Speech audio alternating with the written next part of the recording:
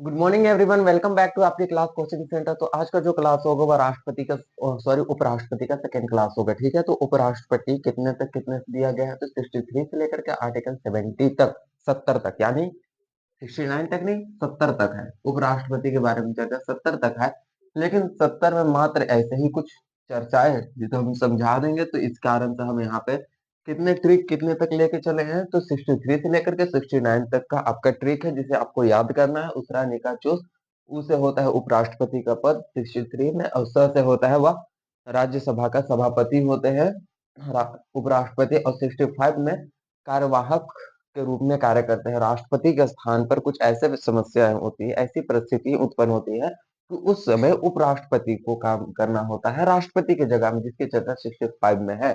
66 में निर्वाचन, उसके निर्वाचन की चर्चा है। ठीक है, तो उसके बारे में। और 67 में कार्यकाल, राष्ट्रपति के कार्यकाल क्या होता है, कोई निश्चित कार्यकाल है, हाँ, 5 वर्ष का है, लेकिन उत्तराधिकार का उसका चुनाव नहीं होगा तब तक से वो उस पद पर रहेंगे। 5 वर्ष से अधिक तक भी रह सकते हैं जब तक उनके उत्तराधिकारी के चुनाव नहीं हो सके।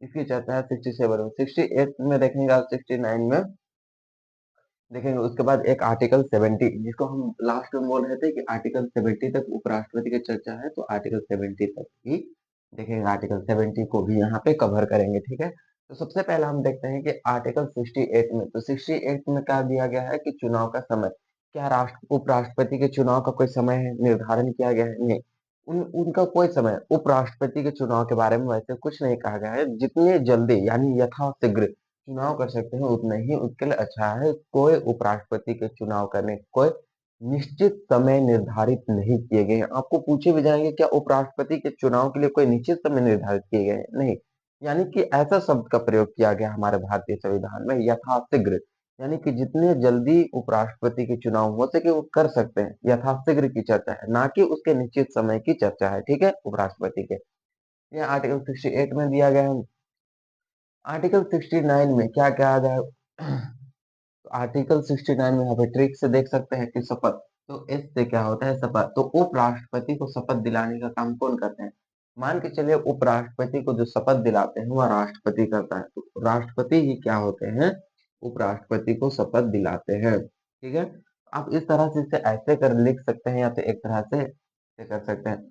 तो शपथ दिलाने का काम किसका होता है? राष्ट्रपति का होता है। और राष्ट्रपति को कौन शपथ दिलाते हैं? तो सीजेआई, सुप्रीम कोर्ट के मुख्य न्यायाधीश, चीफ जस्टिस ऑफ इंडिया ही राष्ट्रपति को शपथ दिलाते हैं। परंतु उपराष्ट्रपति को शपथ कौन दिलाएगा? राष्ट्रपति। एक तरह से यहाँ पर आप लिख सकते हैं राष्ट्रपति, यहाँ पे उपराष्ट्रपति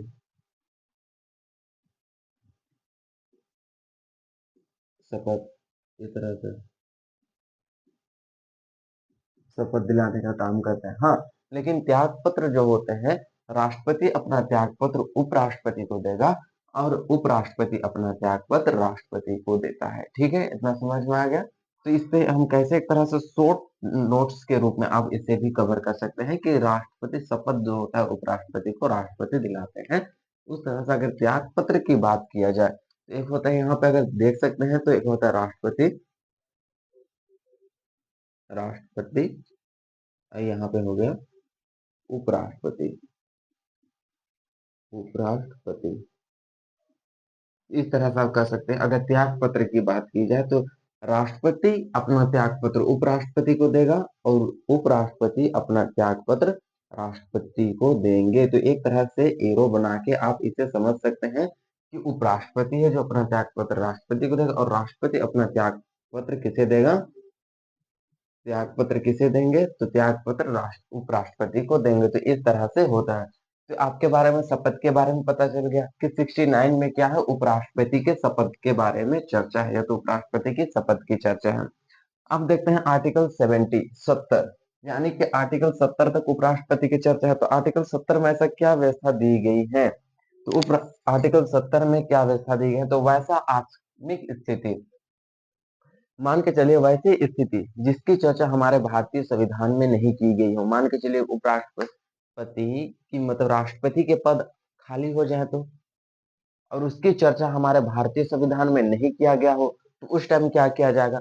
तो उस समय जो होंगे राष्ट्रपति के कार्य को उपराष्ट्रपति संभालेंगे। जो राष्ट्रपति करते थे उन अब उपराष्ट्रपति करेंगे। मान के चले कोई राष्ट्रपति का स्वास्थ्य खराब हो गया, हेल्थ खराब हो गया, उसका डायबिटीज, बुखार हो गया, फीवर हो गया, तो वह घर चले गए, तो उस स्थान पर क्या होंगे कि उपराष्ट्रपति चल जाएंगे। ठीक है, उसके काम करने के लिए। मान के चले कि राष्ट्रपति को अपहरण करके ले गया। अब कोई अपहरण करके ले जाएगा तो कौन जाएगा? उपराष्ट्रपति जाएगा राष्ट्रपति के जगह में, और वो काम चलाएंगे, जिसकी चर्चा हमारे भारतीय संविधान में भी नहीं है। अपहरण, स्वास्थ्य खराब हो गए राष्ट्रपति साहब के, तो उस स्थान में का उपराष्ट्रपति जाएंगे। याद रखना है कि 3-4 आर्टिकल है जिसमें उपराष्ट्रपति जो है वह राष्ट्रपति के कार्य कर सकते हैं। आर्टिकल 62 में, आर्टिकल कितना? आर्टिकल 62 में भी यह बात की चर्चा है, और आर्टिकल 64 में, आर्टिकल 65 में भी इसकी चर्चा है, कार्यवाहक उप राष्ट्रपति के रूप में, और आर्टिकल 70।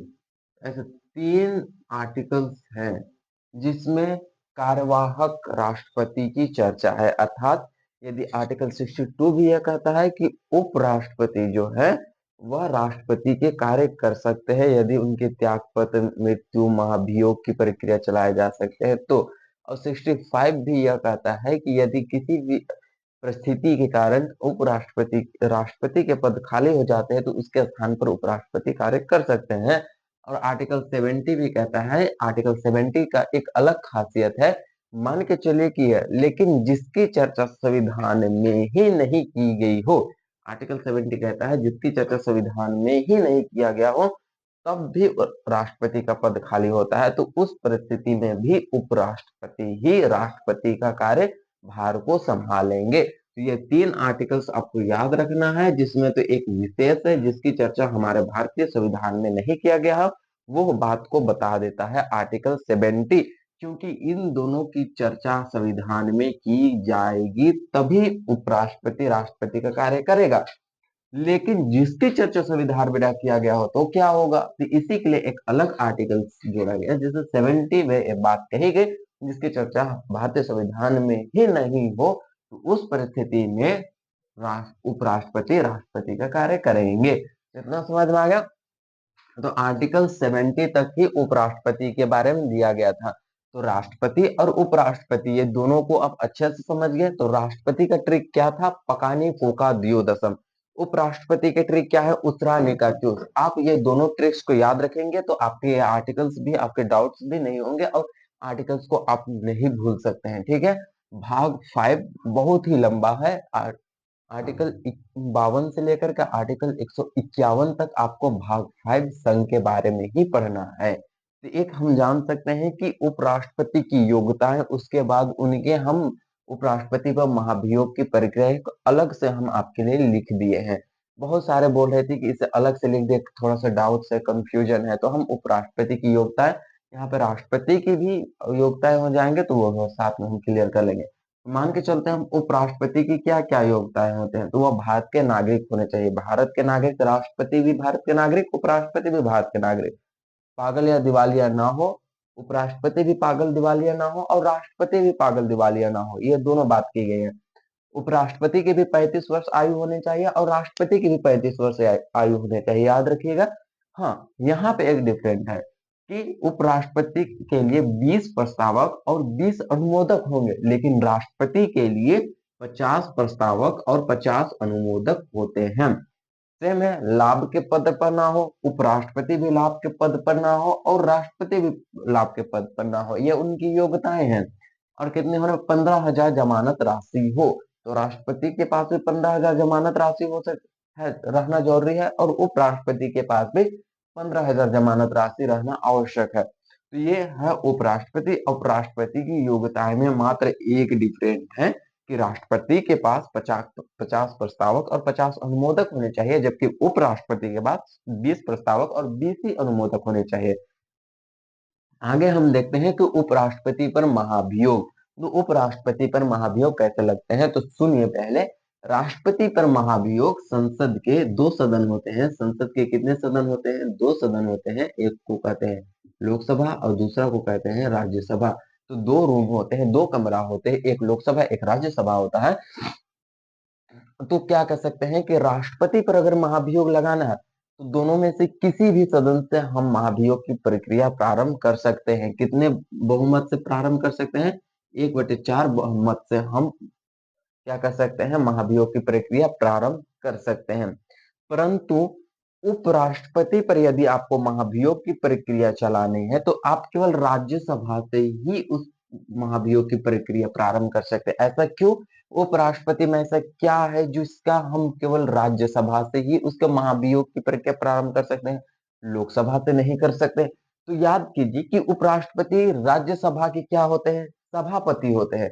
उपराष्ट्रपति राज्यसभा के सभापति होते हैं। इस कारण से हम उपराष्ट्रपति पर महाभियोग की प्रक्रिया जो होगी वह राज्यसभा से ही प्रारंभ करेंगे। लेकिन हमारे पास मत कितने होने चाहिए प्रारंभ करने के लिए? 1/4 मत ही होने चाहिए, उससे कम मत नहीं होने चाहिए। पहला, अगर मान के चलिए राज्यसभा इसे प्रारंभ कर दिया 1/4 बहुमत से, यह प्रस्ताव को आगे लोकसभा में भेजने के लिए रेडी हो गए राज्यसभा के सभी सदस्य, तो लोकसभा में भेजने से पूर्व, यहां से लोकसभा में ये प्रस्ताव को भेजने से पूर्व 14 दिन पहले, कितने दिन? 14 दिन पहले उपराष्ट्रपति को यह सूचना दे दी जाती है कि आप पर महाभियोग की प्रक्रिया लगाई जा रही है। ताकि क्यों ऐसा उसे 14 दिन पहले पूर्व सूचना दी जाती है? ताकि वे अपने बातों को रख सके। उपराष्ट्रपति जो है वो अपने बातों को रख सके, इसलिए क्या होता है, 14 दिन पूर्व ही उन्हें यह सूचना दे दी जाती है।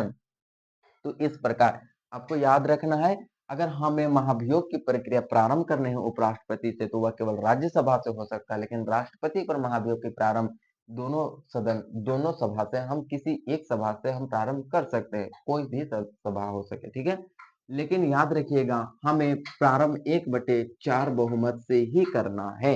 1/4 बहुमत से हमें प्रारंभ करना है। लेकिन इस प्रस्ताव को पारित 2/3 बहुमत से की जाती है। लेकिन यदि लोकसभा इस प्रस्ताव को 2/3 बहुमत से पारित कर देता है, तो यहाँ पे उपराष्ट्रपति को अपने पद से हटा दिए जाएंगे। तो 1/4 सदस्य से लोकसभा प्रारंभ करके बहुमत को पारित प्रस्ताव को पास करके राज्य लोकसभा भेजते हैं। लोकसभा भेजने के 14 दिन पूर्व उपराष्ट्रपति को सूचना दे दी जाती है। अब लोकसभा यदि 2/3 बहुमत से इस प्रस्ताव को पारित कर देते हैं, तो उपराष्ट्रपति को हटा दिया जाता है। इस प्रकार से महाभियोग की प्रक्रिया प्रारंभ की जाती है या उस पर लागू होते हैं और इस प्रकार हटाए जाते हैं।